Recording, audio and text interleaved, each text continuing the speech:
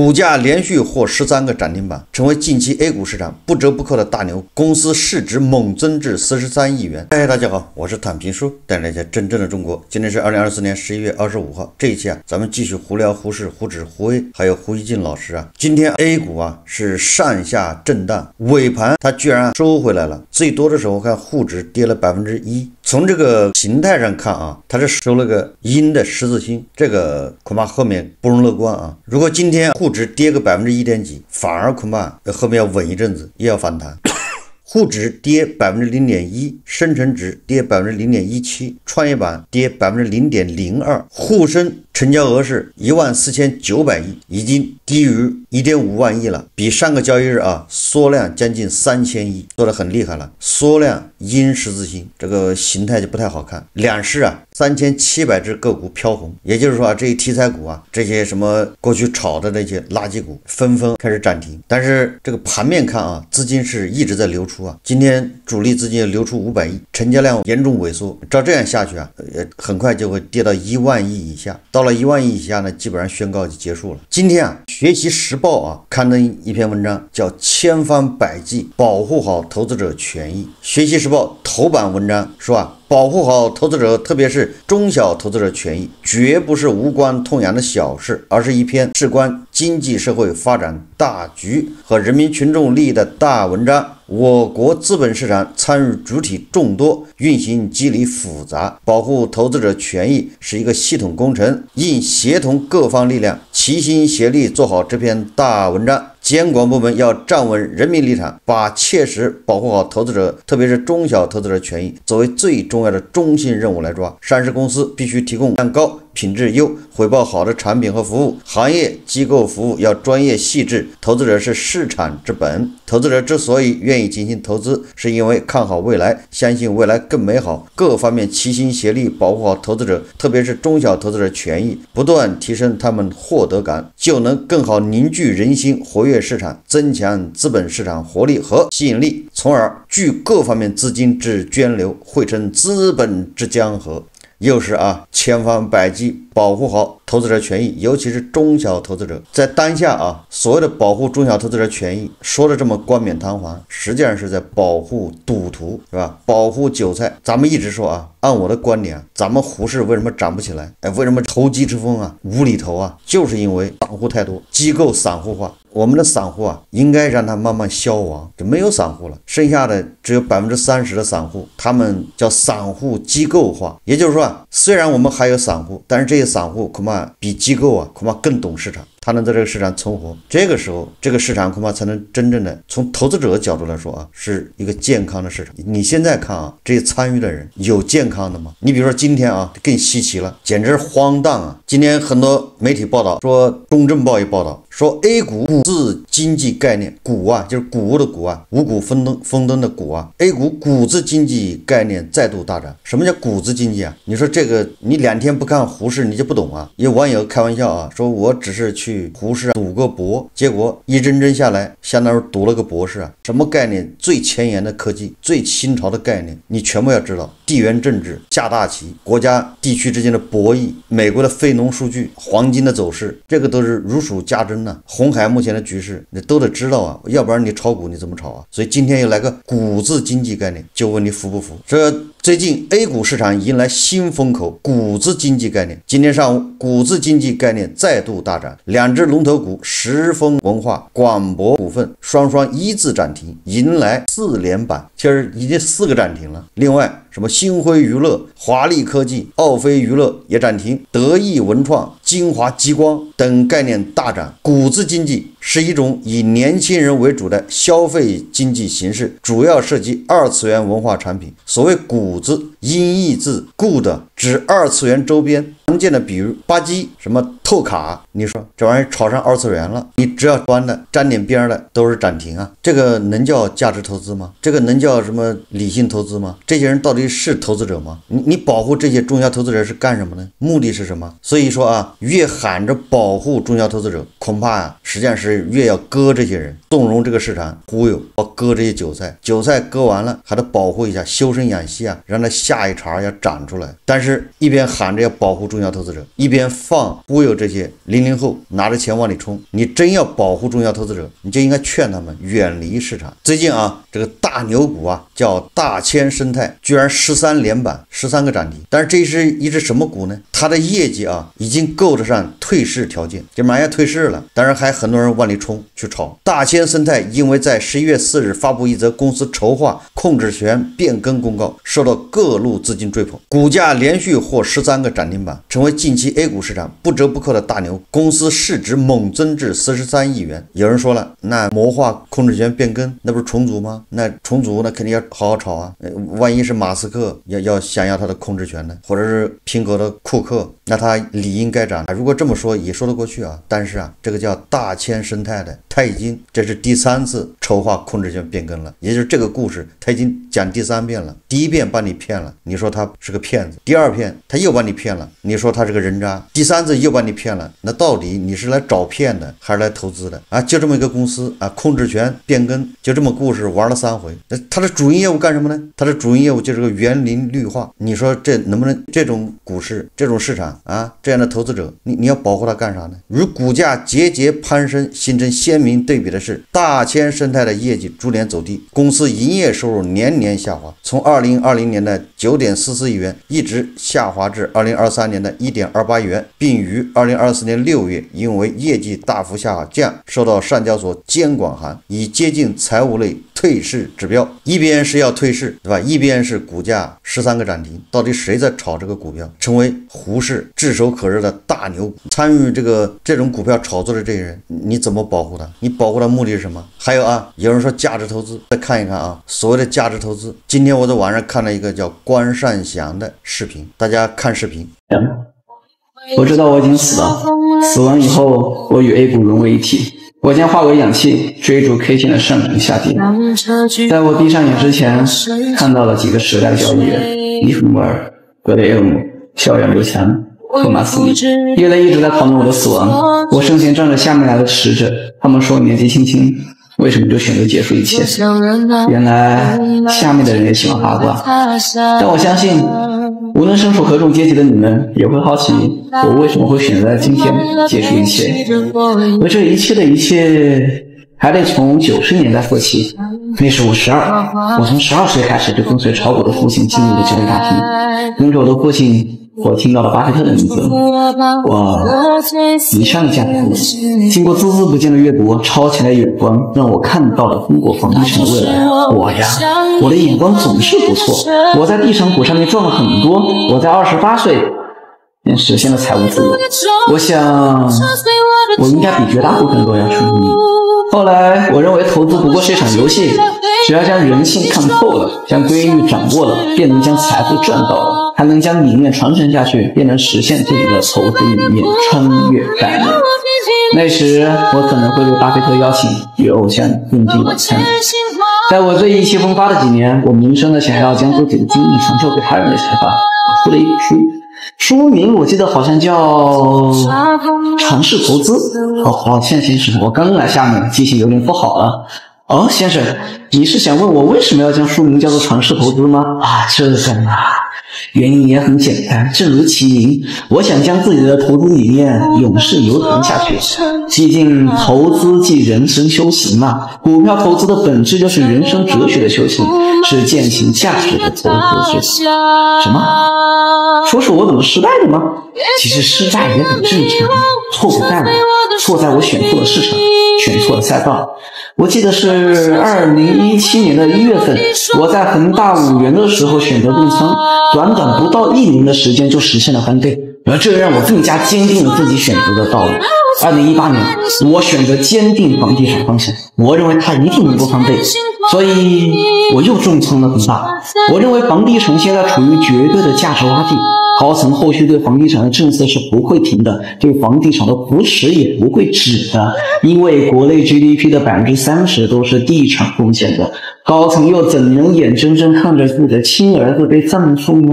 我肯定可以通过这笔投资将自己的名字载入史册。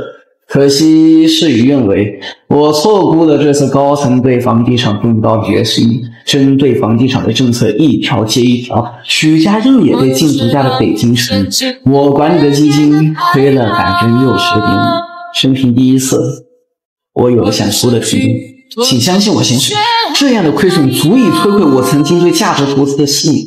在我基金回撤最大的那天，精神差点错乱的那天，我的喉咙里涌出了一股很苦的味道。100年前的尼古莫尔好像就站在我面前与我对话，他说：“你的心乱了，你犯了所有交易者都会犯的错误。我不相信某一种交易体系。”我不知道应该怎么办，但我知道现在的人们会说我是个赌徒、投机客、荒诞、愚蠢。可我还知道，无论是投资还是投机，一切都取决于心态。如果一个人的心态是投机的，即便他将钱存在银行拿利息，那也是投机，只不过投机的金额比较小。投机与风险大小无关，只看自己对钱的态度。我不是一个合格的投资者，我的投资都失败了，但这一切都不是价值投资导致的，是我生错的时代，来错的市场。我生在一个充斥投机客的市场，一个充满投机氛围的市场。我生在一个对上市公司审查不严苛的市场，一个违规只需要罚酒3杯的市场，一个财务造假只需要几十万便能解决问题的市场。我生在一个不适合做价值投资的市场。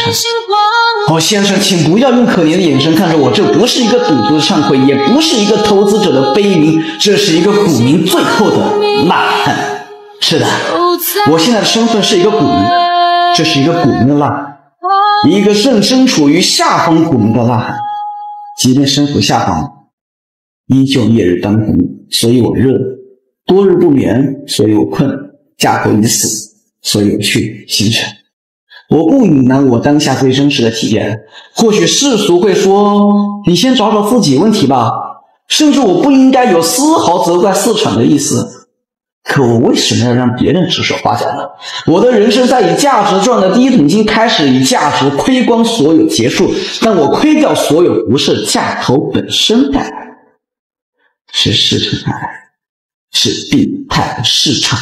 而在人生的最后1个小时，我想到了小时候，父亲带着我走进交易大厅，那里熙熙攘攘，那里人头攒动，那里是人间艳遇。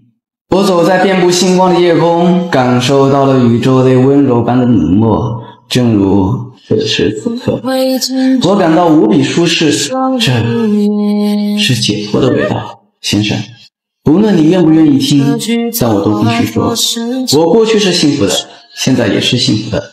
我的死亡会唤醒无数投资者，因为价投。这个关善祥啊，去年啊自己结束的，这是他结束之前啊录的一个视频。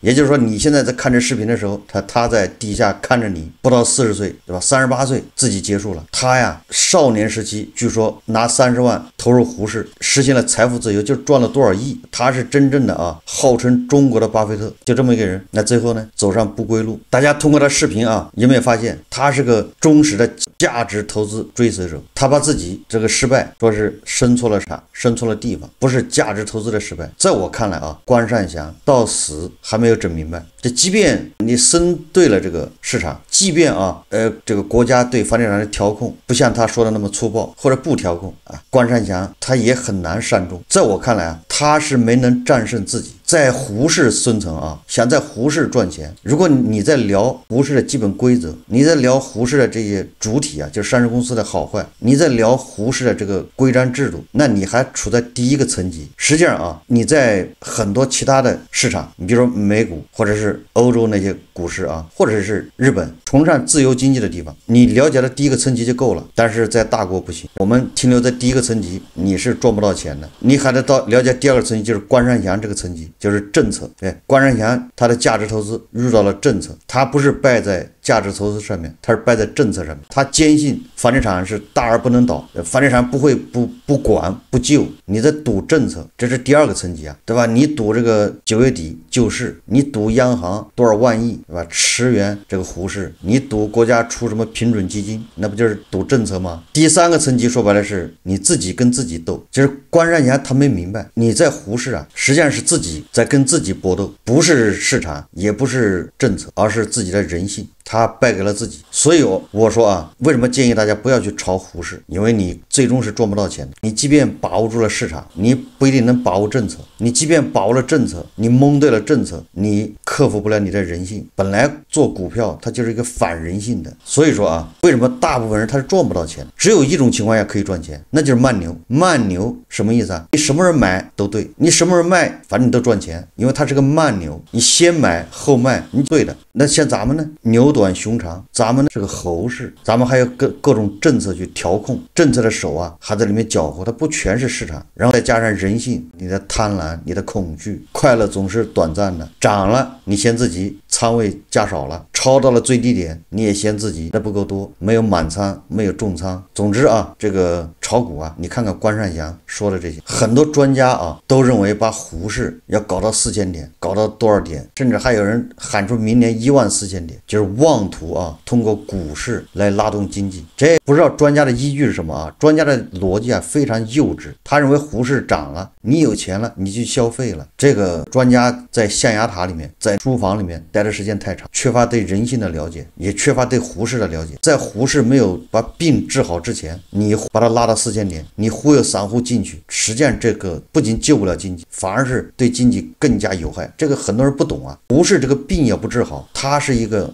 大号的镰刀啊，割韭菜用的。你把它搞到4000年，那说明它割韭菜割得更狠。本来这些钱啊都在银行躺着的，在银行呢好歹是在这些韭菜头上存工行，现在你忽悠这些韭菜把钱拿出来投到股市，而这个股市呢它是一身的病，那不就是机构大股东联合割这些小韭菜吗？实际上割韭菜导致什么？不就导致财富向更少的人头上集中，他这个财富不管它点位涨还是跌，都是财富在向少数人集中，像那些违规减持、造假善事，向这些大股东手上集中，对吧？像那些机构割韭菜的，向国家队集中，散户、其他的投资者只会钱越来越少。你看这是不是一个加剧贫富分化的这么一个过程？你这样点位涨得越高，这贫富分化更严重。你还指望着韭菜去买东西，去增加消费，怎么可能呢？股市只要掉头向下，那小散户全部被套，损失惨重。你指望着这些人去割肉消费是吗？所以我不厌其烦的说啊，股市病也不治好，你带病，你让它涨到4000，涨到5000，涨到6000，即便能涨到，最终是要买单，最终只会更惨。这些专家都是在瞎出主意啊，对吧？他想法是好的，他以为股市一涨，韭菜就赚到钱，韭菜赚钱就能促进消费，这个想的是不是太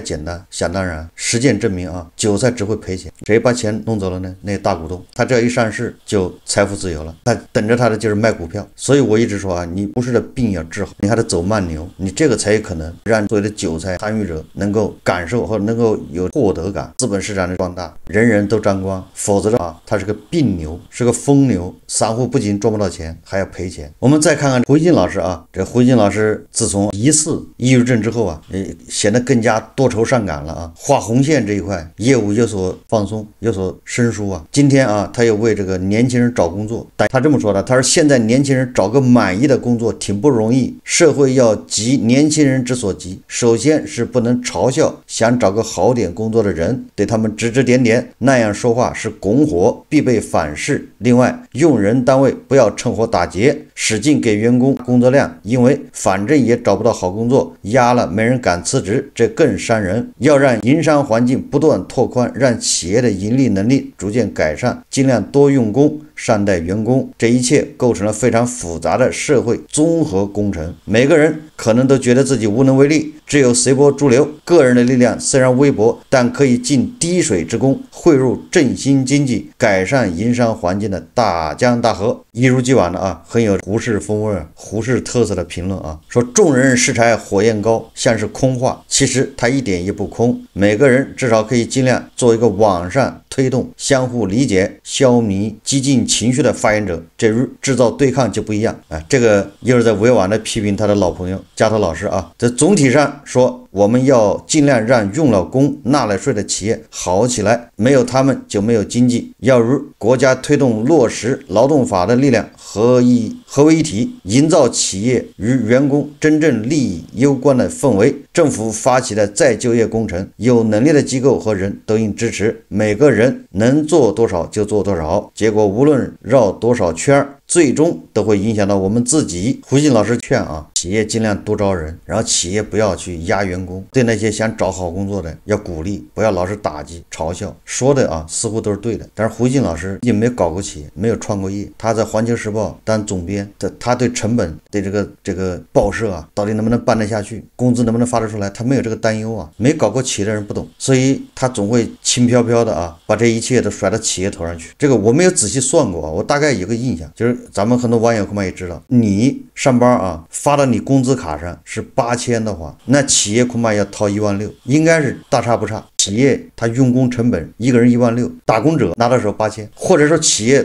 一个人用工成本他一个月是15000，那打工者拿到手是8000，大概这样的一个比例。你就说说那中间钱去哪儿了？但是企业的成本越来越高啊，现在企业还面临着查税、倒查、补税，你让他怎么多招人？你说他也不压榨员工，他怎么赚钱呢？作为996，作为打工仔，他只看到自己那8000，他不知道这个企业为他付了15000。那胡锡进他也看不到这个，这就是为什么潮州汕头一说检查，人家干脆关门算了。现在是企业生存难，根本就活不下去。所以说你提那些不切实际的那些做法，你把责任都让企业去担，人企业不活了，已经关门。现在也没有创业的，谁愿意创业啊？没有创业，这企业关门，那岗位就少，工作难找。所以说啊，就胡锡进老师，你喊给年轻人多工作机会，给年轻人减轻负担，你不如喊给企业减负，给企业减轻负担，让那些小老板他能坚持下去，能活得下去。现在啊，是那些企业的企业主、小老板比员工要更惨，因为他们背着债呢。因为很多人为了企业经营，他不都是借钱吗？经营贷，房子抵押出去了，借钱在运转，你再对他们去查税、各种检查、各种罚款，企业苦不堪言。所以胡锡进老师应该呼吁给这些，尤其中小企业，他们是解决就业的主力啊，60%的工作恐怕都是这些中小企业给提供的，对吧？胡锡进老师应该呼吁，年底了，不要天天去查这些小企业，不要一天到晚的以各种名目去骚扰这些中小企业。为什么夹头他老是制造这种劳资之间的对立呢？就是为了转移矛盾，告诉你这打工的、失业的是老板对你不好，是这资本家心黑，归根结底是美西方在背后指使，一切责任在美帝。